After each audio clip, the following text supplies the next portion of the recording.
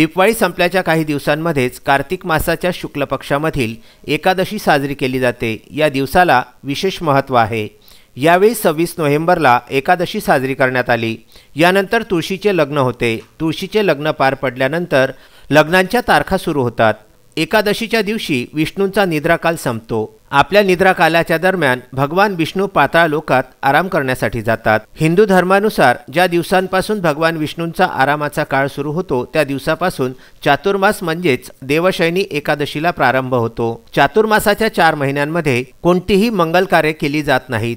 यावर्षी 1 जुलैपासून चातुर्मासाला म्हणजेच देवशयनी एकादशीला सुरुवात झाली होती। 25 नोव्हेंबरला हे पर्व संपलं। देवशयनी एकादशी ही इतर सर्व एकादशांमध्ये चांगली मानली जाते। या दिवशी विवाहाचे मुहूर्त शुभ मानले जातात। या दिवशी बऱ्याच ठिकाणी तुळशीचे लग्न लावले जाते। तुळशी लग्नाच्या माध्यमातून भगवान विष्णूला प्रसन्न करण्यासाठी चांगला दिवस मानला जातो। जशी इतर लग्ने असतात त्याचप्रमाणे तुळशीचे लग्न लावले जाते। या दिवशी तुळशीच्या रोपाला एखाद्या वधूप्रमाणे सजविले जाते आणि त्यानंतर विवाहाचे सर्व विधी पार पडले जातात। आणि त्यानंतर वैकुंठ चतुर्दशी आणि त्रिपुरारी पौर्णिमा। वैकुंठ चतुर्दशी आणि त्रिपुरारी पौर्णिमेनिमित्त अमरावती येथील वारकरी नगरमध्ये हरिभक्तपरायण पराग महाराज पदवाड यांच्या मार्गदर्शनामध्ये भजन संध्येचे आयोजन करण्यात आलं होतं। या भजन संध्येची साथ संगत तबलावादक रवी कुलकर्णी, कीबोर्ड ऋषिकेश दुधाले, ऑक्टोपॅड श्रीकांत सातंगे व सचिन धंदर यांनी केली। यावेळी हरिभक्तपरायण रुपेश महाराज वडतकर यांनी त्रिपुरारी पौर्णिमेचे महत्त्व विशद केले। नमस्कार।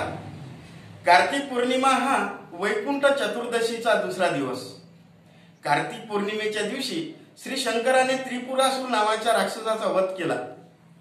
हा देवांचा उत्सव असून असुरी शक्तींवर चांगल्या शक्तींचा विजय म्हणून तो आपण साजरा करतो। चातुर्मासातील 4 महिने भगवान विष्णू हे क्षीरसागरामध्ये विश्रांती करत असल्यामुळे त्यांच्या कारभाराची सूत्र श्री भगवान शंकराकडे आलीत। त्यावेळेला त्रिपुरासुर नावाचा राक्षस हा पृथ्वीवर मातल्या गेला। भगवान ब्रह्मदेवाच्या आशीर्वादामुळे त्याने सर्व जनमानसांना त्राही करून सोडले। म्हणून जनकल्याणार्थ श्री भगवान शंकराने या असुराचा वध केला। याला त्रिपुरारी पौर्णिमा म्हणून सुद्धा म्हटले गेलेले आहे। याला त्रिपुरारी पौर्णिमा सुद्धा असं म्हणतात।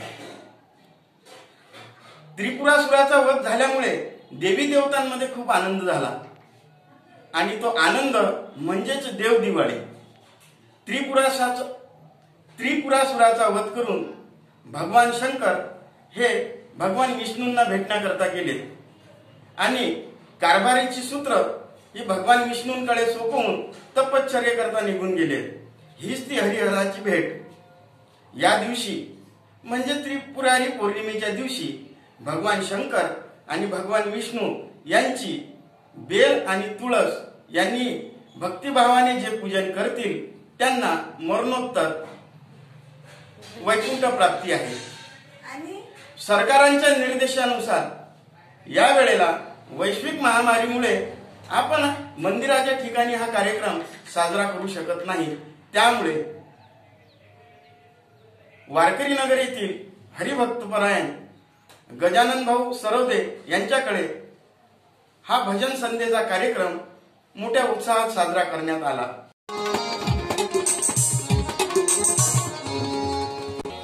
हे भजन मी माझ्या श्री गुरुवरायांना अर्पण करतो। लॉकडाऊन नंतर हे माझं पहिलं भजन। सद्गुरु तुम्हाय मी करू कसं तुला विसरू। सद्गुरु तुम्हाय